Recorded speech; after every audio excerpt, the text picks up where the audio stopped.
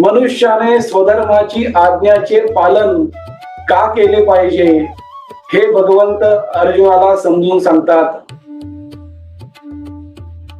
मग ब्रह्मदेव ह्या विश्वाला कोणती सूचना करतात हे देखील भगवान श्रीकृष्ण अर्जुनाला समजावतात. खरा कर्मयोगी कोण, अलिप्त कर्माचे फळ कसे आहे, मनुष्याने निरपेक्ष भावनेने कर्म कसे केले पाहिजे हेही भगवान श्रीकृष्ण अर्जुनाला समजावतात.